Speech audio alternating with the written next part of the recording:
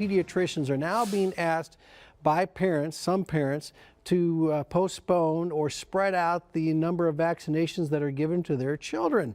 Well, Dr. Scott Cyrus is here. Of course, he is a pediatrician, to talk a little bit more about this. And my first question to you is this something that has occurred to you?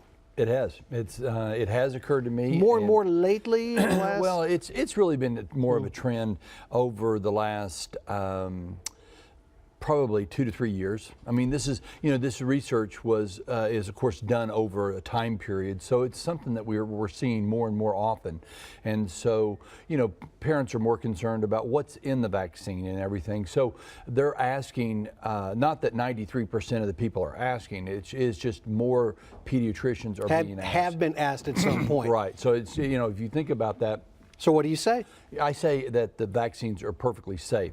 I have 5 children of my own. I've had 20 years of doing this. I've never had a vaccine-associated issue that goes on. Yes, we do have redness. Yes, we do have swelling.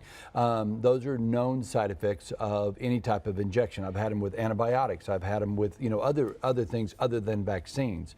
But I think a lot of times people are worried about. The other day I had a person ask me, well, what about the formaldehyde that's in it? Or what about the polysorbate 80 in it?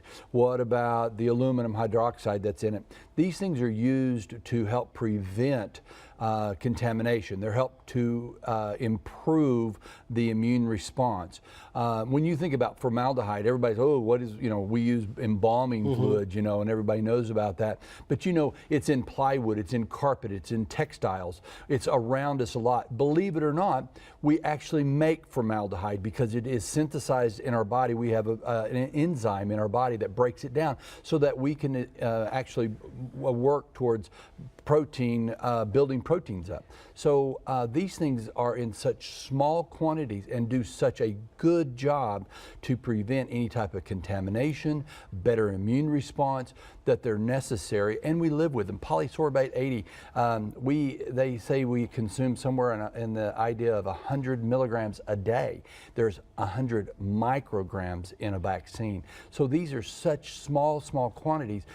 Parents get aluminum through, drinking out of an aluminum can, drinking water. There's very small amounts. So these things have been shown to be very, very safe. We've also done tremendous amount of research in trying to look at the timing. What do we put together with what vaccine so that we get the best immune response for our children? Right. And why do we give it to our children? Because that's when they're exposed. And bottom line, in our state, though, legally, though, you can only argue in favor of it, but that's you're not going to force them. Yeah, you cannot force them in our state. A couple of states do require vaccinations. Doctor, thanks. You're welcome. Very strong advocate for getting your kids and all the vaccinations they need out.